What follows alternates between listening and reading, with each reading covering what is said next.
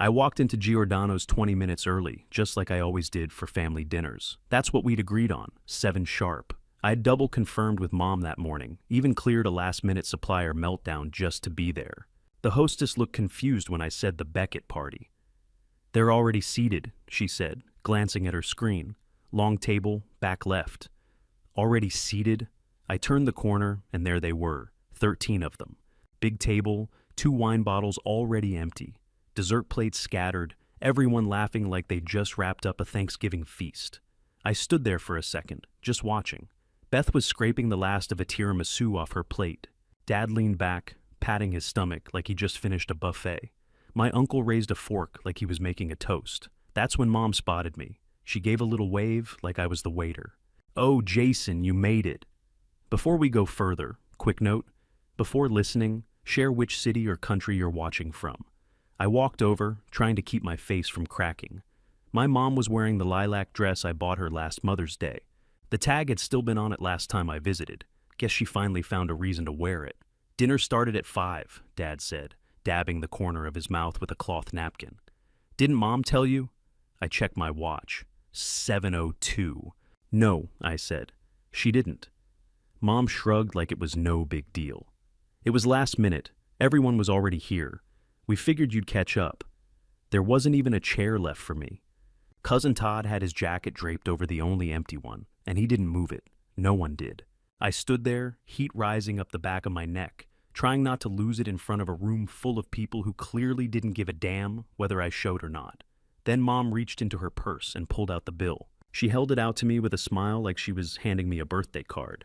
"Since you missed dinner, you can cover the whole thing, right?" The receipt said $1,643. I stared at it. Then I stared at her. Nobody said a word. They just watched. I reached out, took the check from her hand, and walked out without saying a damn thing. I didn't even take off my shoes when I got home. Just walked straight to the hallway closet, yanked the door open, and dropped to my knees like a man on a mission. Back corner, under the winter coats, sat the old beige file cabinet I hadn't touched in almost a year. The drawer stuck halfway. I kicked it. It groaned and slid open. Family help. The Sharpie label was faded, but still there.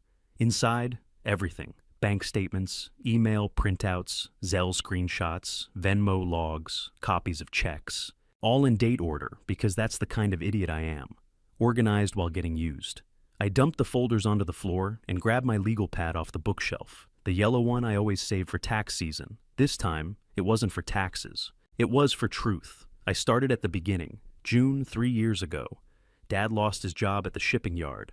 I covered 3 months of mortgage until things stabilized. 12,000 even. Beth's rent while she figured things out after breaking up with that loser she dated for 5 years. Another 9 grand spread over a year and a half.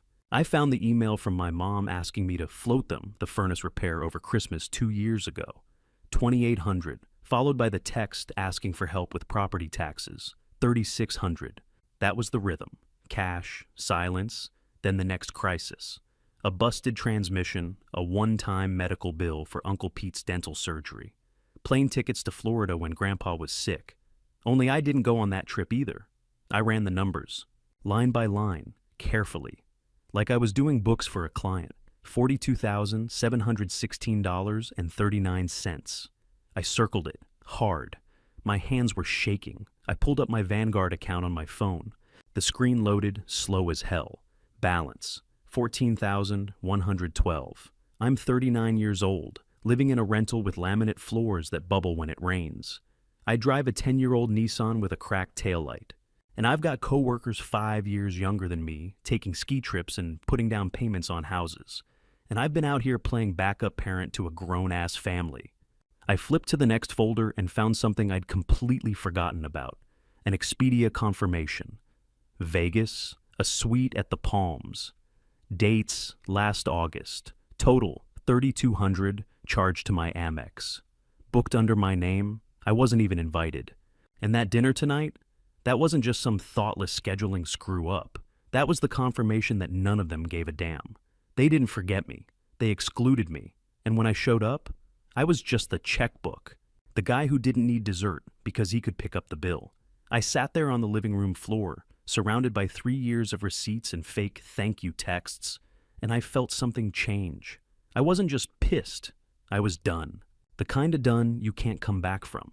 I pulled the receipts into a fresh folder, labeled it in all caps, Family Debt Records. I slid it into a drawer by itself, next to my passport and birth certificate. This wasn't just emotional anymore. This was evidence. The next folder I pulled out was one I hadn't touched since 2021. Career. Inside was a rough retirement plan I drafted with my old financial advisor before he left the firm. There was a note scribbled in the margin, goal by 40, 75K savings. I laughed. Not because it was funny, because it was so far off. It felt like fiction. I'd been in the red, helping people who didn't even bother to tell me dinner started 2 hours early. They called it love. I called it robbery with a smile. I shoved the career folder back in, slammed the drawer shut, and stood up. My legs were stiff from kneeling. My back ached from the way I'd been hunched, but I felt wide awake, like I'd finally snapped out of a coma I didn't know I was in. I took the pad, ripped the top sheet off, 42,1639s, and taped it to the fridge, right next to the grocery list. Then I opened my laptop, clicked New Document, and typed Personal Recovery Plan. And I didn't stop typing until I had the first 5 steps written out. I stared at the words on my laptop and let them sink in. Then I opened my banking app and started cutting ties. First went the auto transfers. Every month, $200 to mom and dad's joint account, set up when dad lost his job. Gone. Then $300 to Beth's Wells Fargo checking. Canceled with one click. Next, I logged into Amex. My jaw clenched as I hovered over the Authorized Users section. There it was, Bethany Beckett, added 3 years ago, for emergencies. Her emergency turned out to be Sephora, Uber Eats, and Target runs. I hit remove without hesitation. For the first time in years, my account screen looked like it belonged to one person, me. My phone buzzed before I could close the laptop. A text from Mom. You embarrassed us. Call when you're ready to apologize. Block. 2 minutes later, Dad. This is bigger than money. Don't turn your back on family. Block, then Beth. So, you're really doing this? You're pathetic. Block. It felt mechanical at first, swiping left, hitting confirm. But when I dropped the phone onto the table, the silence in the room was heavier than I expected. Like cutting a cord on a machine that's been running non-stop for years. That lasted about 10 minutes. Buzz. Cousin Todd's wife tagging me in a Facebook post about burnout and mental health awareness. Buzz. Uncle Pete. We're all worried about you. You're going through something. Buzz. A call from a number I didn't recognize. I almost ignored it, then something told me to answer. Jason, hey man, it's Travis. Travis Dean, from high school. Remember? I hadn't heard that name in 17 years. We weren't even friends back then. Yeah, I said slowly. What's going on? He cleared his throat. Your mom reached out, said you might need someone to talk to. I almost laughed. I don't. Oh, well, if you want to grab a beer sometime... Click, I hung up. Blocked that number too. By midnight, the phone went dead quiet. No texts, no calls, no buzzing notifications. Just silence. The kind of silence that feels wrong at first. Like you're missing something. But then it settles into your bones and you realize this is how it's supposed to feel. The next afternoon, the doorbell rang. My stomach dropped. My heart pounded so hard I could hear it in my ears. I froze by the couch, staring at the door like a kid hiding from a monster. I pictured Mom standing there with that tight smile, Beth with her arms crossed, Dad with his self-righteous tone. I couldn't move. The bell rang again. I forced myself forward, pulled the door open.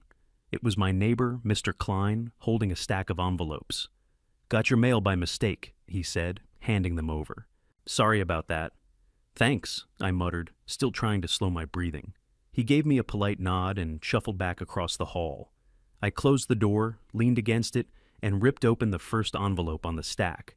Credit score alert. Action needed. Another reminder that my family's debts weren't just favors. They were anchors.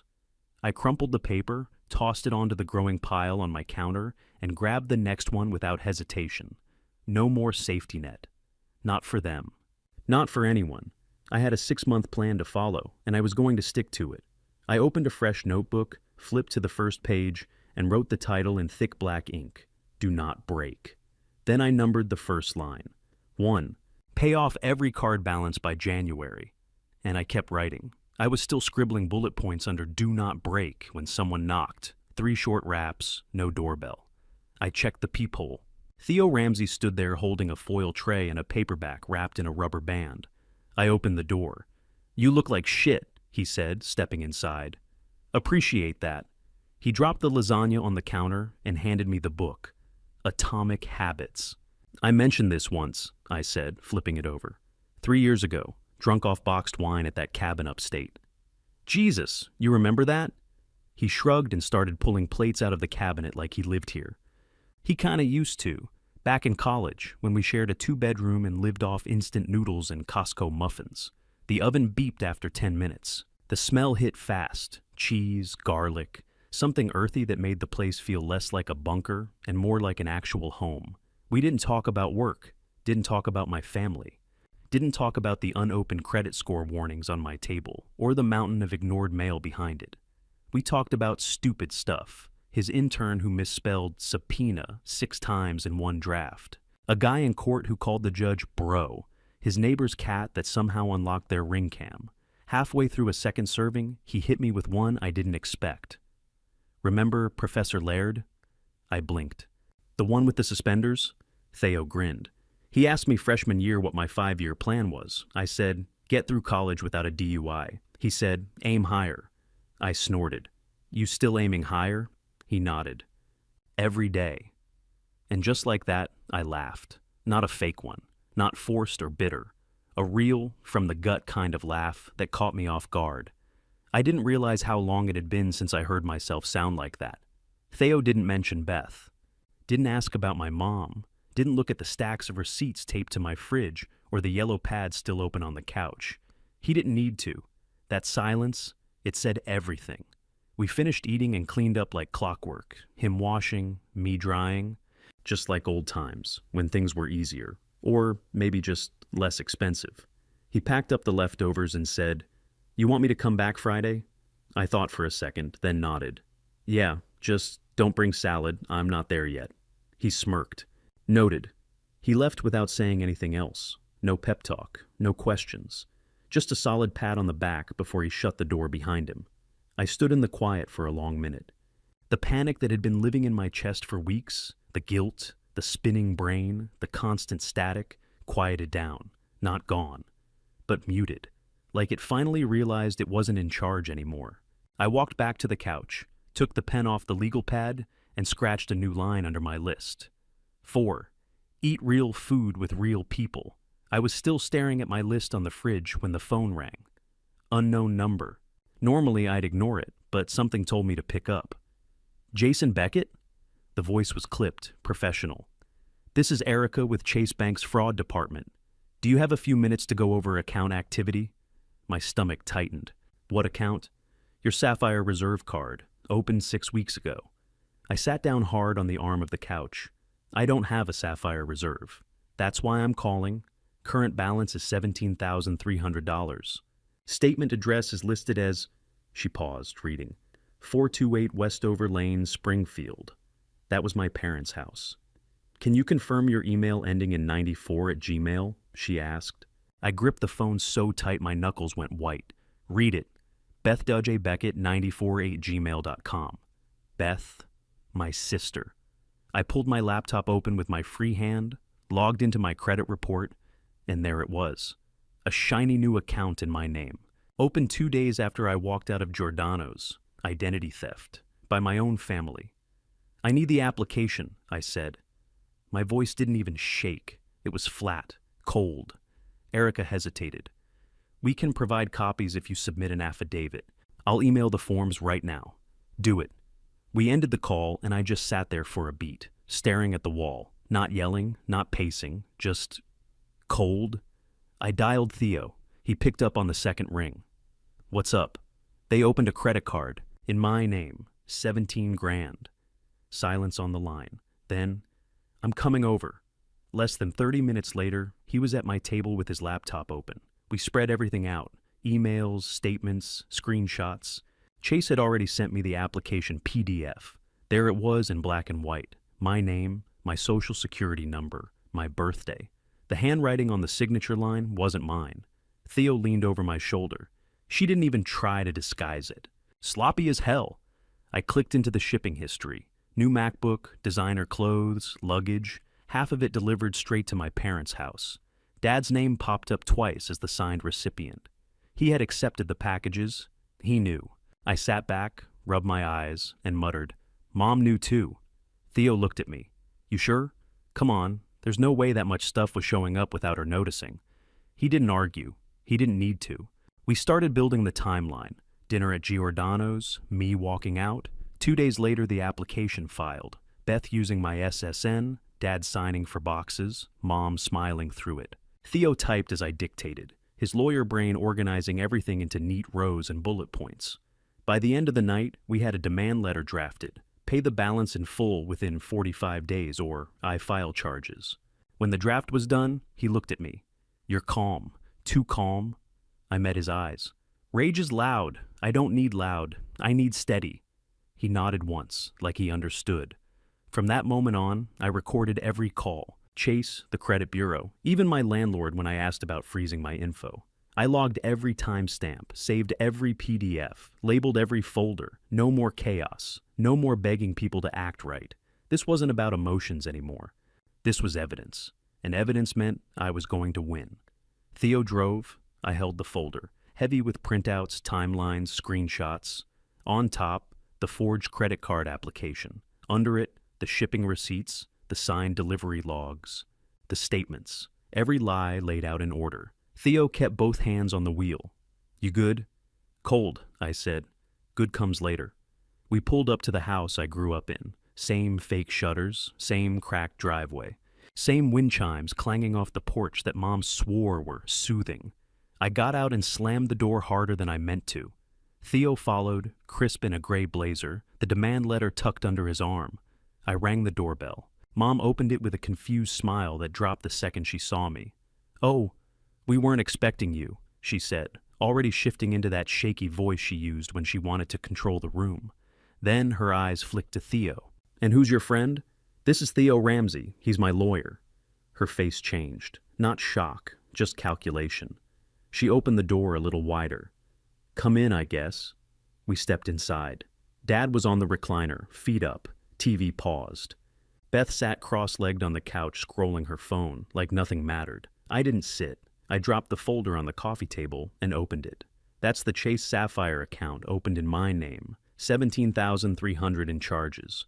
Delivered here, using my social, my signature forged. Beth's eyes froze on the screen. Dad exhaled through his nose like I was overreacting. "You're making this into a whole—" "Save it," I said. I pulled out the signed delivery slips. "These were received by you. You signed here and here." He opened his mouth. I hit play on the voice memo. "You said, and I quote, 'It was for the good of the family.'" His jaw tightened. The silence stretched. Theo placed the letter on the table and slid it forward.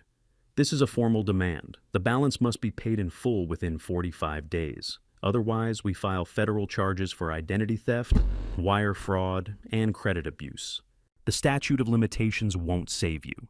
The evidence is airtight." Beth stood up so fast the remote clattered to the floor. "You're gonna ruin everything over this?" "I didn't ruin anything," I said. "You did." Mom started crying, her hand shaking as she reached for the letter. "Jason, please. We never meant. This wasn't—" "You knew," I snapped. "Stuff kept showing up at your house with my name on it. You said nothing." Dad stood now, face red. "We were surviving. It wasn't some scheme." Theo cut him off. "Intent doesn't change the law. You used his identity. That's a felony." Beth paced, gripping her hair. "You're being insane. You're gonna send your own family to prison?" I looked her dead in the eye. "I'm giving you 45 days not to." She stopped moving. Mom tried again, voice cracking. "We raised you. We did everything for you. You can't treat us like this." "Like this?" I held up the forged application and let it fall back onto the table. "This is what you think I owe you?" No one answered. Theo handed me back the folder and stood. That's all we needed to say. I turned and walked out.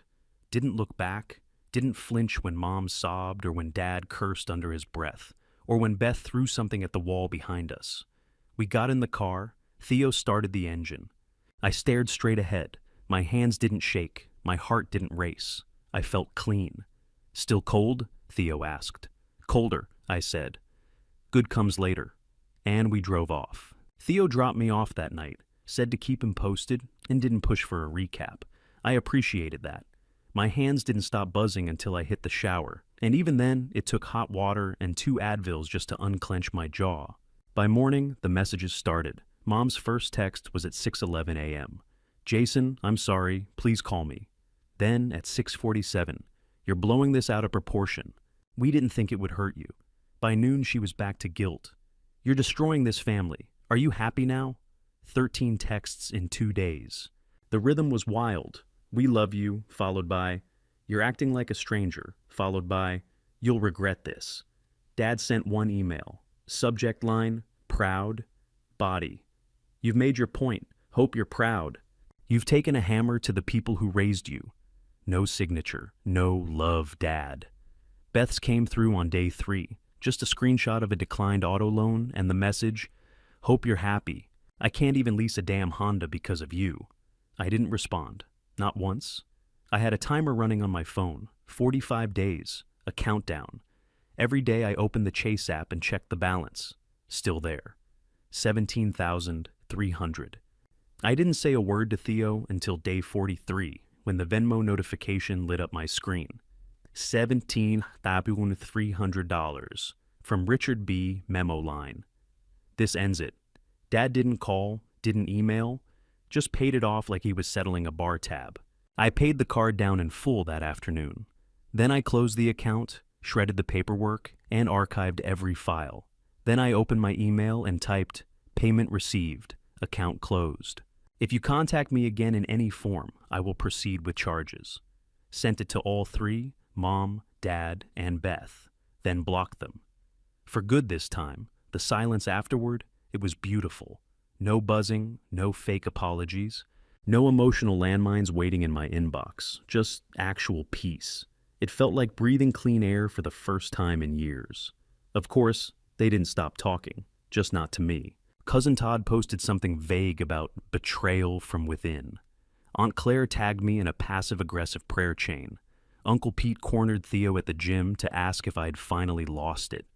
The stories floated back to me in pieces. Jason's having a breakdown.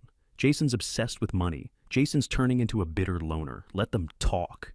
Every rumor, every whisper. I had the receipts, bank statements, email threads, voice memos, timelines. A fortress of facts they couldn't lie their way through. That's the thing about people who survive on manipulation. They crumble when you force them to stand in the truth. They thought guilt would bring me back. It won't.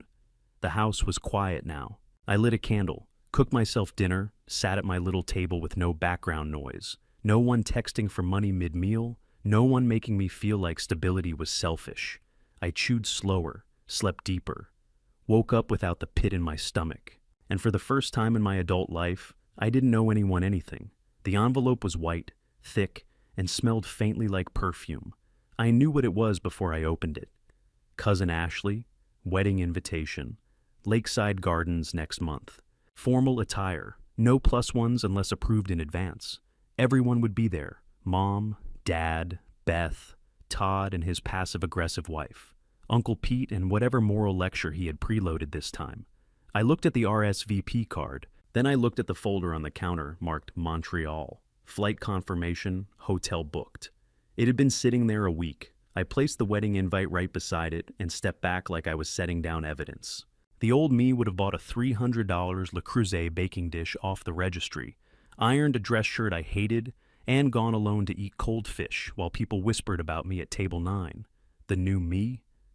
I poured a drink and walked away. Next morning at work, my boss called me into her office. I assumed it was about the quarterly close, maybe something I forgot to sign off on. Instead, she slid a folder across her desk. "Senior staff accountant," she said. "We've been watching your work. It's time." I opened the folder. Bigger title, bigger salary. A small corner of me waited for someone to say, "Just kidding." No one did. That night, I updated my budget spreadsheet and deleted the column marked family support. Then I raised the emergency fund cap, because now I had one. A week later, I stayed late to help a junior accountant, Zoe, clean up a payroll error she didn't even cause. After we finished, she lingered, fidgeting with her bracelet. "You ever feel like you can't say no to your family?" she asked. "Even when it's screwing up your whole life?" I didn't answer right away. I looked her dead in the eye. "You can love people," I said, "and still protect your future from them." She stared at me like it was the first time anyone had ever said it out loud. Then she nodded. "Thank you." It hit me later, on the drive home, how simple it was to speak truth when you finally stopped lying to yourself. I wasn't bitter. I wasn't broken. I wasn't spiraling like they wanted to believe. And healing didn't look like a wedding RSVP. It looked like mileage points and foreign currency and walking down a cobblestone street in another country where nobody knew my last name. The next morning, I tossed the invitation into the paper tray next to the recycling bin. It slipped between an old Amazon box and a magazine I never subscribed to. Saturday night, I opened the door to Theo holding a six-pack and a lemon pie like it was a peace offering. "Didn't want to risk lasagna again," he said. Behind him came Rachel, Kenny, and Marissa, friends I hadn't seen in months, not because they vanished, but because I'd been buried under everyone else's fires. They brought wine, chips, playlists, real laughter. Not one of them asked for a favor. Not a ride to the airport, not money for a surprise vet bill, not a last-minute crash pad. We ordered Thai, ate straight from the containers, sat around the table like we didn't have clocks to check or roles to perform. Kenny brought up his latest trip to Arizona, then Marissa started planning a group getaway. Everyone tossed out ideas: Maine in the fall, Colorado in spring, Montreal in winter. No one asked who was paying. We toasted over plastic cups of cheap Cabernet. "To peace," Theo said. "And boundaries," Rachel added. That hit hard. I raised my glass without a word. Something heavy in my chest loosened. I cleaned up after they left, music still playing low in the background. My place smelled like curry and old beer, and I didn't mind one bit. I sat on the couch and opened Zillow, not just for fun this time. I filtered for two-bedroom homes with a small yard, no HOAs, close to work. Credit was clean now. So were my savings. The idea didn't scare me anymore. It felt earned. Monday morning, I was helping Zoe go over her loan paperwork during lunch break. She kept second-guessing herself. Said her brother wanted her to co-sign something sketchy. She looked like she hadn't slept in days. I walked her through the documents, explained the terms, what to watch out for, what she could say instead of yes. "You ever feel like saying no makes you the villain?" she asked. "All the time," I said. "But sometimes being the villain is just what they call you when you finally start protecting yourself." Her face relaxed. She exhaled like she'd been holding it in all morning. Right then, my phone buzzed. Subject: family responsibility. "Please read. From Mom." I stared at it. Didn't even blink. Didn't open it. Didn't read a word. I hit delete, dropped the phone face down, and kept helping Zoe. Because whatever it said, whatever lecture or guilt trip or Hail Mary plea she'd written, I already knew the ending. The past wasn't forgotten, but it didn't own me anymore. 6 months after that dinner, I sat in a quiet cafe on the east side. Black coffee in one hand, real estate listings in the other. A little two-bedroom bungalow, edge of town, brick siding, decent yard. Nothing fancy, but the bones were good. No shared walls, no shared space, no shared debt. Asking price was doable. I'd saved enough. I'd run the numbers 10 different ways. And this time, the math was for me. I thumbed the screen, heart beating steady. Not fast, not anxious, just real. The guilt still crept in now and then. The second guessing too. Those little voices saying, maybe they needed you. Maybe you could have handled it differently. But the volume had dropped. And it stayed quiet longer. A new email pinged at the top of my inbox. Subject: final wedding, headcount reminder, cousin Ashley. I opened it, scrolled past the seating chart instructions, and clicked RSVP, not attending. Then archived the message without blinking. The phone rang as I was folding the printout of the bungalow's specs. Theo. "You ready?" he said. "Yeah, Montreal's not going to eat itself." "Pack gloves," he said. "You get cold easy." I laughed. That was one time. Still whining about it 3 years later. We picked a weekend. He'd drive, I'd book the Airbnb. No strings, no pressure, just clean air and city streets I hadn't walked yet. When I hung up, I didn't rush to the next task. I just sat there, still holding the listing, watching people pass by the window. It was fall now. Crisp air, jackets, couples walking dogs, kids hopping cracks in the sidewalk. I felt grounded. No invisible thread pulling me back to a house full of noise and need. There was no apology coming, not from Mom, not from Dad, not from Beth. And honestly, I didn't need one. Apologies didn't fix stolen credit, or years of being treated like the emergency fund with a face. I didn't need closure, I needed space. And I'd bought it, step by step. Boundaries cost something, but they pay you back in peace. I folded the listing, slipped it into my bag, and walked out of that cafe into the cool afternoon. I had an offer to place, and I wasn't going back.